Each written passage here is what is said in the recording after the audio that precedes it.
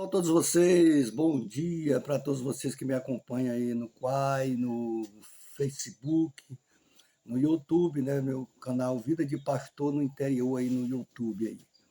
Quero aqui compartilhar com vocês uma palavra de Deus em 1 Tessalonicenses 5:23, que diz assim: o mesmo Deus de Pai vos santifique em tudo, e todo o vosso espírito, alma e corpo estejais plenamente conservado para irrepreensível para a vinda do Senhor. Tá bom? É um trecho muito conhecido e muito debatido. Eu queria aqui explicar a respeito dessa passagem com muita simplicidade, né? E palavras bem compreensíveis para que vocês venham entender exatamente o que significa esta palavra. Espírito, queria falar do espírito, alma e corpo. Nós sabemos que nós temos espírito, alma e corpo, como a Bíblia nos declara. Quando a Bíblia fala espírito, não está se referindo ao espírito de Deus, mas ao espírito do homem. Quando a Bíblia se refere espírito, alma e corpo, o corpo e a alma pertence ao ser humano. E o espírito também que está inserido aqui, espírito do homem. Mas Deus nos deu um corpo. Para que serve o corpo? O corpo é como se fosse uma identidade pessoal. O corpo é onde nós sentimos tudo. Temos, pensamentos. Nós somos uma matéria. E essa matéria, para que ela venha existir, ela tem que ter movimentos. É o corpo. Porque para que o corpo serve? O corpo serve para ter contato, para ter comunicação. É o corpo. Se não tiver corpo, não é matéria. Então, o corpo serve para isso. O que é, então, a alma? A alma, a gente entende que a alma é os sentimentos, a alma ela se alegra, ela se entristece, a alma é o meu eu. É por aí, a alma é mais ou menos isso. Mas o mais importante que eu queria falar nesse versículo é sobre o espírito. Seu corpo, alma e espírito, seu espírito, alma e corpo seja repreensível para a vinda do Senhor. O espírito, para que serve o espírito? O corpo é para se comunicar, ter contato, sentir. E a alma é onde você armazena suas alegrias, suas lembranças, sua tristeza, esse tipo de coisa. E o espírito, para que serve o espírito? O espírito, o nosso espírito, é o espírito que está inserido aqui, que é o espírito do homem que Deus criou, é o único canal onde nós nos comunicamos com Deus.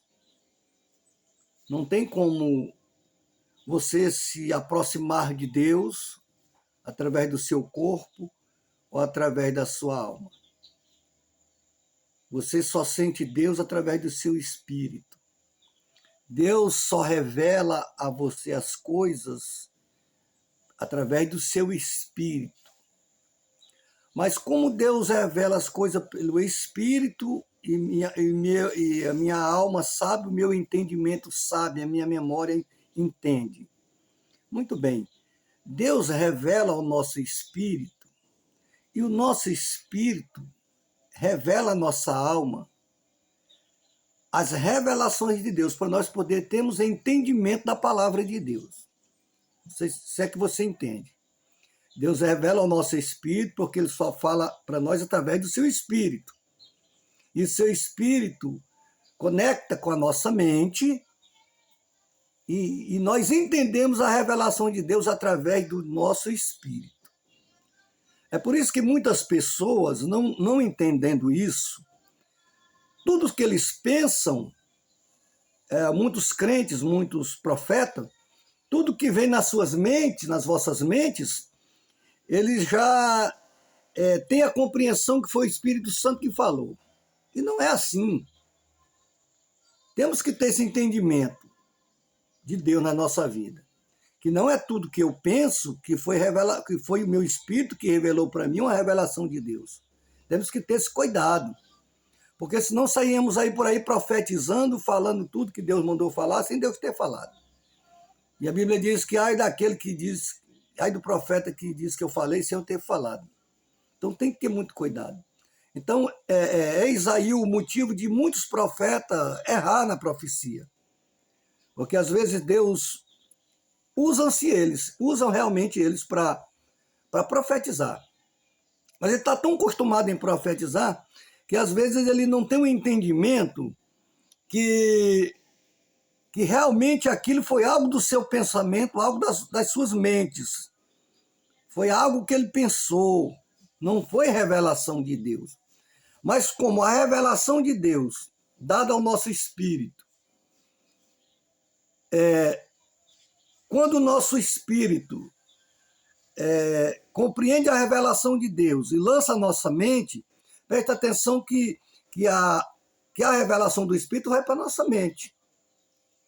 Quando a nossa mente, já vem direto, a mente, entende alguma coisa, está no mesmo local de armazenamento, na minha mente. A revelação de Deus, do Espírito, vai para a minha mente. E os meus pensamentos, as revelações das minhas aptidões carnais, também vai para a mente.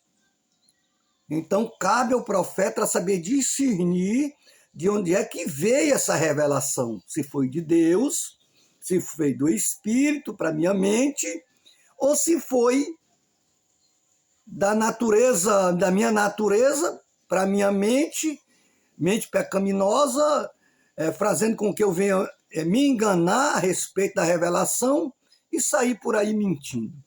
Então é nesse sentido, está aí o problema das falsas profecias. Talvez a pessoa não profetiza falsamente com intenções. Ele não tem intenção de soltar aquela revelação. Ele não tem intenção de divulgar uma falsa revelação. Mas na mente dele, ali foi o Espírito de Deus que revelou o Espírito dele, e o Espírito dele revelou a mente. E ele lança a revelação dizendo, Deus me disse, Deus me falou essa noite, isso e aquilo. Assim Deus manda te dizer. Né? Vários tipos de mensagens que você vê, vários tipos de revelações assim, desta forma.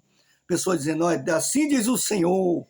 Né? Mas é algo da mente dele. Ele pensou ali que foi Deus que mandou ele falar, a mente dele ali pensou e ele frisou a palavra ali, verbalizou a palavra e saiu totalmente o contrário daquilo que ele falou. Então Deus não falou nada para ele e ele assim se engana. Então, devemos entender que a revelação de Deus, do Espírito de Deus ao nosso espírito, ele não deixa dúvida. Mas as pessoas profetizam falsamente, mesmo duvidando. Mas às vezes ele é tão acostumado, às vezes é tão usado por Deus, às vezes, que ele se engana. Ele acha que a profecia que ele profetizou foi de Deus, foi do Espírito. E na realidade não foi. E sobre a adoração, adorareis o Pai em espírito e em verdade, estamos englobados isso aí também. Adorar o Pai em espírito. Jesus disse para a mulher samaritana, há de chegar os dias, e já chegou, que os verdadeiros adoradores adorarão ao Pai em espírito e em verdade. Nós não podemos adorar a Deus com a nossa alma. Não podemos adorar a Deus com o nosso corpo. Né? Apesar de dizer que o nosso corpo tem que estar repreensível, mas não podemos glorificar Deus com o nosso corpo. Né? Apesar do servo do Senhor, né, ter um diferenciado, ele é diferenciado no vestir, no andar, no calçar. As pessoas têm a tendência de conhecer um cristão através do seu falar, através das suas vestes, do seu andar. Hoje não, hoje está difícil de saber discernir quem é um crente, um verdadeiro cristão. As pessoas, eu sou crente, eu sou servo do Senhor. Mas você olha para as vestes, você olha para o andar dele, você não concorda que realmente ele é um servo do Senhor. Então hoje tá difícil.